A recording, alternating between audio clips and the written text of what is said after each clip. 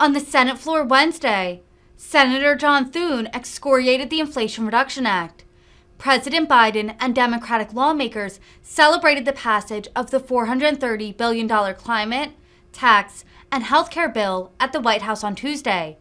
Thune said, quote, "To describe yesterday's celebration at the White House as tone-deaf would be putting it mildly." According to the Congressional Budget Office, the bill will barely make a dent on inflation in the near term and could even nudge it upward. I would ask unanimous consent the quorum call be lifted. Without objection. Mr. President, yesterday afternoon, Democrats and the President gathered at the White House to celebrate their so-called Inflation Reduction Act, a bill that will do absolutely nothing to reduce inflation. And you don't have to take my word for it. The nonpartisan Penn-Wharton budget model said this about the bill's impact on inflation, and I quote, "The impact on inflation is statistically indistinguishable from zero." Statistically indistinguishable from zero. Or you could take the word of the Democrat chairman of the Senate Budget Committee who admitted on the Senate floor, right here, that the so-called Inflation Reduction Act would not reduce inflation. That's right. Mr. President, to describe yesterday's celebration at the White House as tone-deaf would be putting it mildly. Democrats had a big party to celebrate a bill that may fulfill some of their big government fantasies, but will do nothing to fix the inflation crisis facing our country. Meanwhile, Americans were dealing with the release of August's inflation numbers, which were even higher than expected, and made it very clear that the soaring prices will continue for the foreseeable future. One of President Obama's top economic advisors noted yesterday, and I quote, "Today's CPI report confirms that the U.S. has a serious inflation problem. Core inflation is higher this month than for the quarter, higher this quarter than last quarter, higher this half of the year than the previous one, and higher last year than the previous one." End quote. That from one of President Obama's top economic advisors who made that statement yesterday. And yet, Democrats and the President somehow thought yesterday was a good day to celebrate fulfilling some of their big government fantasies. Well, I guess Americans struggling to afford their soaring grocery bills can be comforted by the fact that thanks to Democrats' legislation, their tax dollars will now be going to fund electric vehicle tax credits for wealthy Americans, not to mention road equity and identifying gaps in tree canopy coverage. Yes, provisions in the bill that they were celebrating yesterday. Meanwhile, the pain of inflation is permeating every aspect of our economy. During the month of August, I spent a lot of time traveling around South Dakota, and naturally I spent a lot of time talking to farmers and ranchers. And one thing I heard over and over is the toll that inflation is taking on agriculture.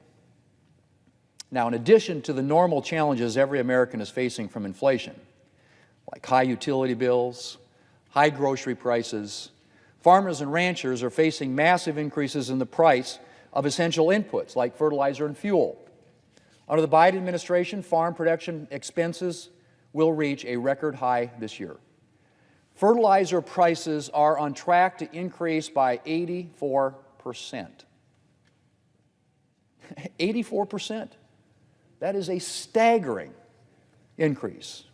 Fuel prices are on track to increase 65%. And there's no end in sight.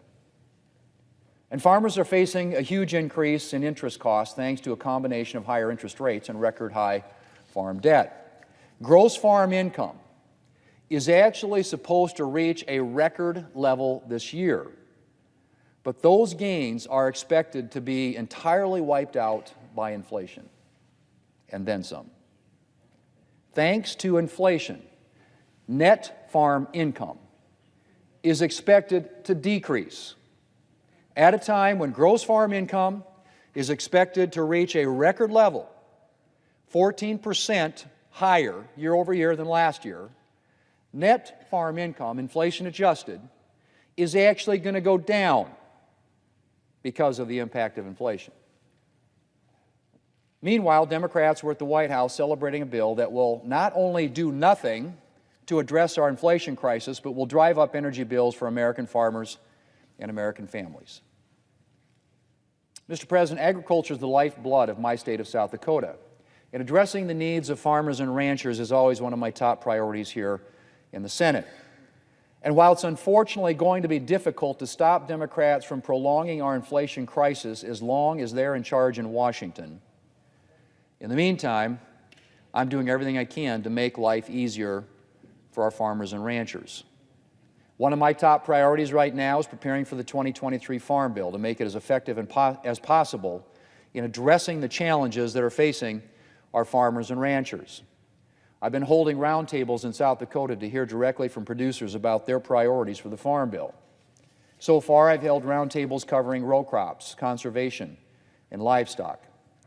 I also participated in a Farm Bill panel at Dakota Fest and an Aberdeen Area Chamber of Commerce Farm Bill discussion at the Brown County Fair. And I look forward to continuing to receive input from producers as the time to draft the Farm Bill approaches.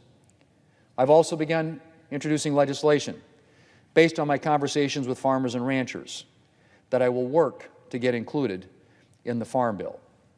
In March, I introduced the Conservation Reserve Program Improvement Act, which would make CRP grazing a more attractive option for farmers and ranchers by providing cost-share payments for all CRP practices for the establishment of grazing infrastructure, including fencing and water distribution. It would also increase the annual payment limit for CRP, which has not changed since 1985, to help account for inflation and the increase in land value. In May, I joined Senator Klobuchar to introduce the Agricultural Innovation Act. Currently, the U.S. Department of Agriculture collects reams of data on conservation practices. The problem is that a lot of this data is often not analyzed and presented in a way that would be useful for farmers and ranchers.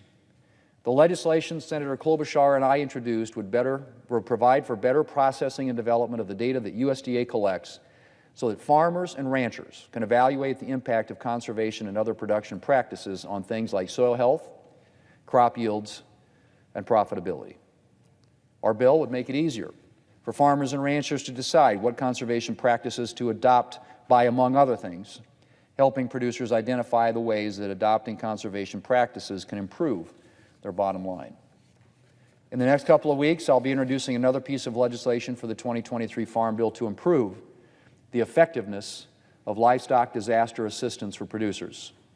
Too often, producers find that accessing disaster relief programs at the Department of Agriculture is an arduous and lengthy process.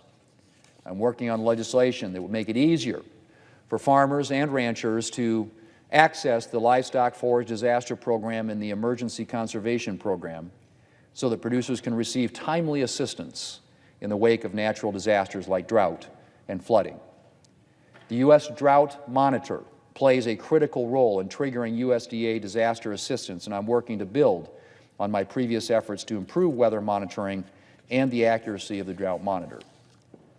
Mr. President, this isn't a Farm Bill issue per se, but I'm also introducing legislation today to prevent Democrats from using funding in the recently passed and misnamed, as I pointed out earlier, Inflation Reduction Act to monitor livestock methane emissions. It's very clear that elements of the radical environmental left would like to see U.S. livestock producers out of business entirely. My legislation is designed to forestall future attempts to curtail beef production by preventing the Biden Environmental Protection Agency from using funds in the Democrats' bill to monitor livestock emissions. Mr. President, agriculture is a challenging way of life. In addition to backbreaking work in all weather, our nation's farmers and ranchers have to contend with the uncontrollable whims of the weather, which can wipe out a herd or a crop in a day.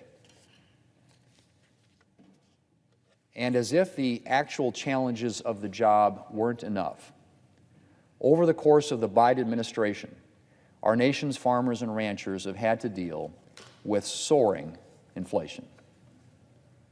I'm incredibly grateful for all the South Dakota farmers and ranchers and all of our nation's farmers and ranchers who continue to persevere during these difficult circumstances. And I will continue to do everything I can in Washington to make their jobs easier and to support them as they do the essential work of feeding our nation and the world. Mr. President, I yield the floor, and I suggest the absence of a quorum. I will call the